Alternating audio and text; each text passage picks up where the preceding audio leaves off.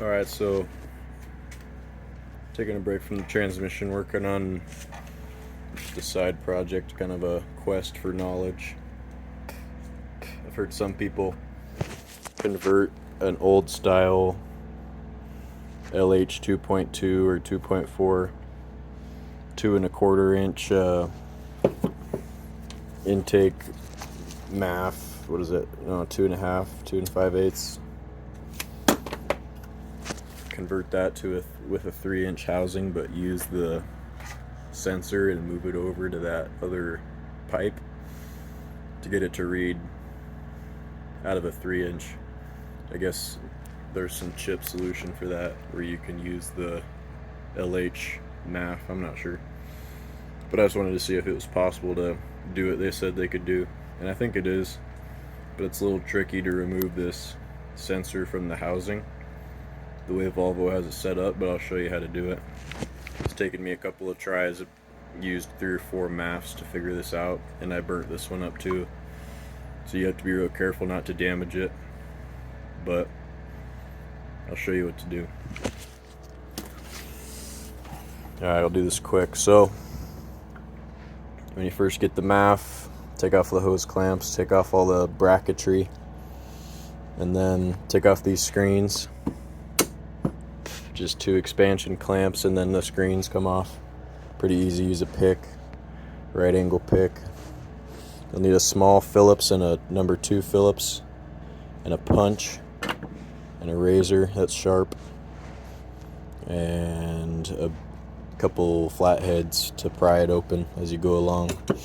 First thing you do, take those screens off, and then see I drilled holes here in the housing since I wasn't going to reuse it. In theory, we're going to a bigger one, and I don't think you really need to do this. This was kind of a trial thing to get through. On this finned aluminum housing, there was a couple of places that looked like maybe if you drilled them out it would release it from the housing. Turns out that's not the case, so no need to do this whole deal that I was experimenting with, but you will need to drill a hole in this top cover. So take off these 4 number 1 Phillips. These little small guys will be covered in dirt probably. Take them off, set them aside, and then use your razor blade and cut along this top silicone, and don't use a big drill bit like I used. That's like a, what size is this? 9/32. Don't use that size. It's pretty much a 1/4 inch.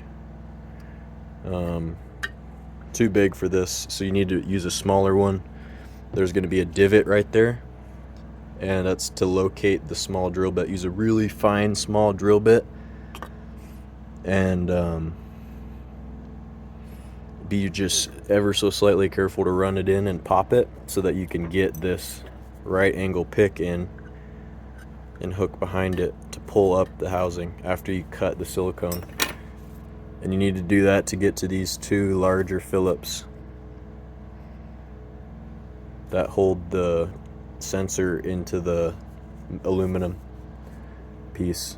And this is what happens if you plunge through, is you break these tabs, and this is where all the wires come in, and they're soldered in, and these little fuckers, you can't repair them.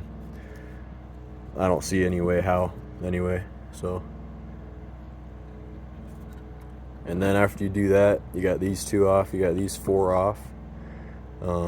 It still won't be able to separate, so you have to cut this base here with your razor blade. Cut around all this sealant under the bottom, and that's tricky because this housing is really brittle. As you can see, it likes to split and crack. All this broke off. You see that? Breaking off here, breaking off.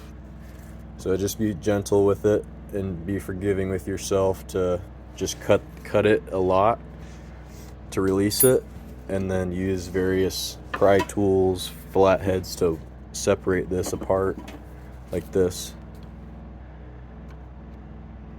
and pry it apart. And so be careful when you do that. Pry mostly from this far side, not from this side with the pins.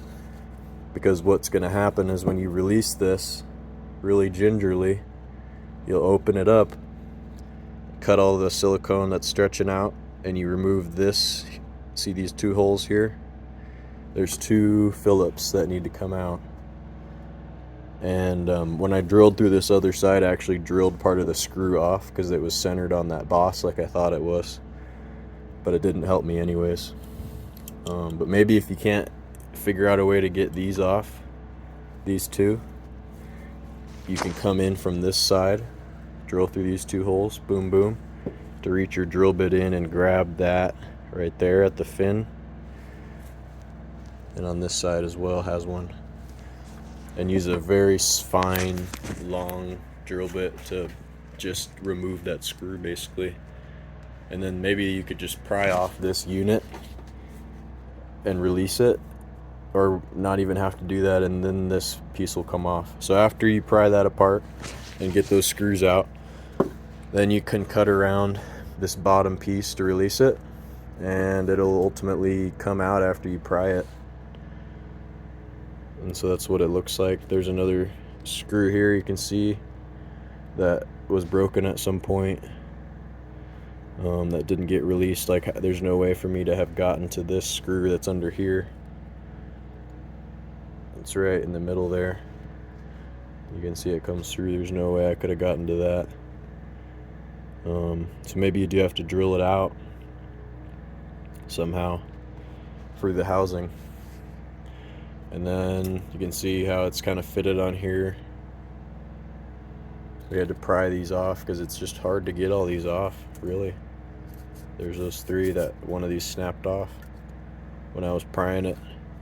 So if you don't release all the screws, it will break the housing and potentially break the MAF sensor, which you're trying to save and reuse to trick your computer, in theory. I think that's what they say. But don't do what I did exactly, but maybe this helps to illuminate your future quest.